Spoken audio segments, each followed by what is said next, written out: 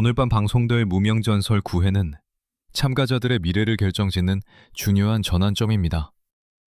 심지어 오늘 방송 이후에는 흐름을 읽는 시청자라면 우승 후보로 가장 확실한 인물들까지도 어느 정도 가려낼 수 있다고 볼 수 있습니다. 제가 이렇게 말하는 이유는 방송을 앞두고 일부 참가자들에 대한 기사들이 동시에 쏟아지고 있는데 그 안에서 매우 주목할 만한 흐름이 드러나고 있기 때문입니다. 전체적으로는 특정 인물에게 과도하게 집중되지 않은 것처럼 보이도록 매우 교묘하게 구성되어 있지만 조금만 훑어봐도 그 방향성은 충분히 읽힙니다. 시청자들이 성리와 하루에게 유독 집중하고 때로는 두 사람을 비교하게 되는 건 역시 결코 우연이 아닙니다. 프로그램이 두 사람을 다루는 편집 방식에서 시청자들이 느끼는 인상은 완전히 반대로 형성되고 있습니다. 저는 이 말을 하는데 전혀 망설임이 없습니다. 가장 솔직하고 진심을 담아 말씀드리자면 무명전설을 처음 보기 시작했을 때부터 성리와 하루에 대한 저의 인상은 완전히 상반되어 있었습니다. 성리는 저를 전반적으로 그리고 완벽하게 설득시키는 참가자였습니다. 반면 하루에 대한 인상은 주로 그의 외모와 다소 수줍은 모습에 머물러 있었습니다. 성리는 초반부터 개인 서사가 강하게 드러났고 감정적으로 빠르게 설득력을 확보했습니다. 반면 하루는 그렇지 않았습니다. 무대는 꾸준히 좋았지만 그의 배경과 삶은 거의 설명되지 않았고 그 자리를 대신한 것은 의심과 논란이었습니다. 소속사, 마스터와의 관계, 편집 분량, 이 세 가지 요소가 겹치면서 하루는 어느 순간 실력보다 먼저 의심되는 참가자로 소비되기 시작했습니다. 그리고 중요한 건 이 흐름이 자연스럽게 형성된 것이 아니라는 점입니다. 프로그램은 충분히 하루의 과거를 초반부터 풀어낼 수 있었습니다.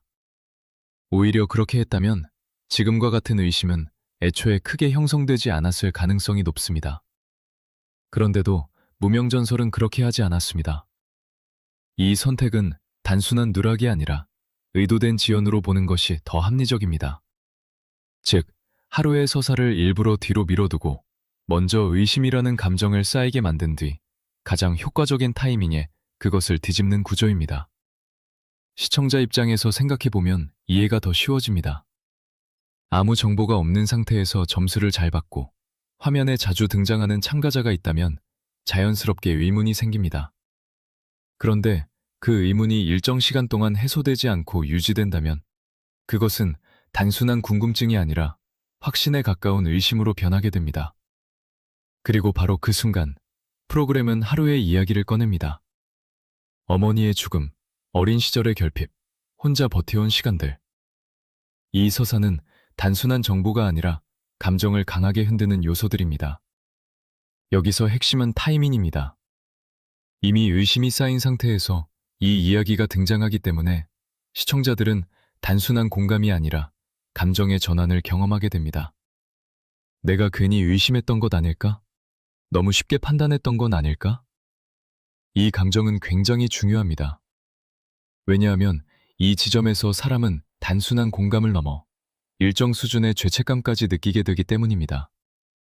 그리고 그 죄책감은 곧 더 강한 지지로 이어질 가능성이 높습니다. 이것이 바로 감정을 설계하는 방식입니다.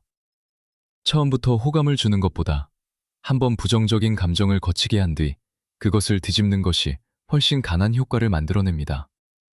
하루의 가족사에 대한 정보 역시 프로그램을 통해 직접적으로 전달된 것이 아니라 다양한 유튜브 채널을 통해 매우 교묘하게 전해지고 있습니다. 이런 내용들은 대형 채널들에서도 쉽게 찾아볼 수 있습니다. 이 흐름을 성리와 비교해보면 더욱 명확해집니다. 성리는 처음부터 안정적인 서사를 가지고 출발했습니다. 개인적인 이야기, 무대에서의 설득력, 감정 전달력까지 초반부터 완성된 형태로 전달되었습니다. 그래서 시청자들은 비교적 빠르게 성리를 받아들였고 지금까지 그 흐름이 유지되고 있습니다. 반면 하루는 초반의 감정을 얻지 못한 대신 후반부의 감정을 획득하는 구조입니다. 이 두 흐름은 서로 반대 방향에서 시작하지만 결국 같은 지점으로 수렴하게 됩니다. 초반부터 프로그램은 성리의 개인 서사를 매우 강하게 활용해 왔습니다. 그리고 이후에는 예고편을 통해 성리와 하루가 1대1로 맞붙는 장면을 강조하며 시청자들이 두 사람이 탈락 대결을 펼칠 것이라고 믿게 만들었습니다. 하지만 본방송에서는 전혀 다른 대진으로 바뀌었고, 이는 명백하고 의도적인 기만이었다고 생각합니다. 당시 이 내용은 엄청난 속도로 확산되었고, 저를 포함해 거의 모든 사람들이 그 흐름에 완전히 속았다고 봅니다. 지금 다시 돌이켜보면 저는 이것이 무명전설이 의도적으로 던진 하나의 테스트였다고 생각합니다. 이 과정은 시청률을 끌어올리는 데에도 효과적이었고, 동시에 시청자들의 반응과 심리를 파악하기 위한 장치이기도 했다고 봅니다. 그리고 이러한 과정을 바탕으로 프로그램은 이후의 전개를 설계하고 있는 것이 아닐까요? 맞습니다. 저는 결국 하루와 성리가 마지막 무대에서 서로를 마주하게 될 가능성이 매우 높다고 생각합니다. 이제 다시 하루로 돌아가 보겠습니다. 지금 시점에서 그의 과거가 공개된 것은 단순한 정보 전달이 아닙니다. 그것은 이미 형성된 의심을 해소하고 감정을 전환시키며 동시에 앞으로의 무대에 대한 정당성을 확보하는 과정입니다. 이 흐름을 고려하면 하루가 팀 단위에서 유리한 위치를 확보하거나 더 높은 단계로 올라갈 가능성 역시 충분히 예상할 수 있습니다. 물론 결과가 공식적으로 발표되기 전까지는 단정할 수 없습니다. 하지만 적어도 프로그램이 감정선을 정리해주고 있다는 점은 분명히 느껴집니다. 여기서 중요한 건 이것을 단순히 밀어주기라고 단정하는 것은 정확하지 않다는 점입니다. 지금까지의 흐름을 보면 점수 자체를 조작하거나 노골적으로 결과를 바꾸는 방식보다는 시청자가 결과를 받아들이는 감정을 설계하는 방식에 가깝습니다. 즉, 결과를 만드는 것이 아니라 결과를 납득시키는 구조입니다. 이 차이는 매우 큽니다. 그리고 결국 모든 것은 마지막 단계에서 결정됩니다. 생방송 문자 투표입니다. 이 단계에서는 어떤 편집도, 어떤 서사도 직접적으로 개입할 수 없습니다. 오직 시청자의 선택만이 결과를 결정합니다. 그렇기 때문에 프로그램은 그 이전 단계에서 최대한 많은 감정을 쌓아야 합니다. 그리고 그 감정이 투표로 이어지도록 만들어야 합니다.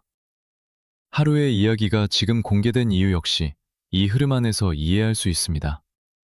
이 지점에서 다시 한번 분명히 할 필요가 있습니다. 이 분석은 프로그램을 비난하기 위한 것이 아닙니다. 어떤 형태로든 이야기와 긴장, 감정을 만들어내지 못하는 프로그램은 결국 흥미를 잃게 됩니다. 일정 수준의 연출과 전략은 오히려 프로그램을 유지하기 위한 필수 요소에 가깝습니다. 다만 우리가 알아야 할 것은 그 흐름이 어떻게 만들어지고 있는지에 대한 이해입니다. 그리고 시청자로서 가장 중요한 태도 역시 여기에서 결정됩니다.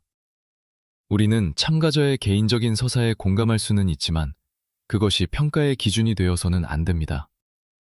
결국 이 프로그램은 음악 경연이고 가장 중요한 것은 무대 위에서 보여주는 실력과 표현입니다. 감정에만 의존한 판단은 결국 공정성을 흐릴 수밖에 없습니다. 마지막으로 팬덤의 반응에 대해서도 한번 생각해 볼 필요가 있습니다. 특정 참가자를 지지하기 위해 다른 참가자를 공격하는 방식은 결코 긍정적인 결과를 만들지 않습니다. 오히려 자신이 응원하는 인물의 이미지까지 함께 훼손될 수 있습니다. 성리를 지지하든 하루를 지지하든 가장 건강한 방식은 자신의 선택을 조용히 그리고 꾸준히 지켜가는 것입니다. 결국 우리는 선택의 순간에 가까워지고 있습니다.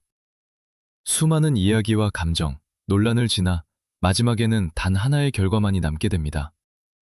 그 결과가 무엇이든 중요한 것은 우리가 그 과정을 얼마나 정확하게 이해하고 바라보느냐입니다. 감정이 휩쓸리지 않고 무대 자체를 중심으로 판단할 수 있는 시선. 그것이야말로 이 프로그램을 가장 공정하게 즐기는 방법일 것입니다.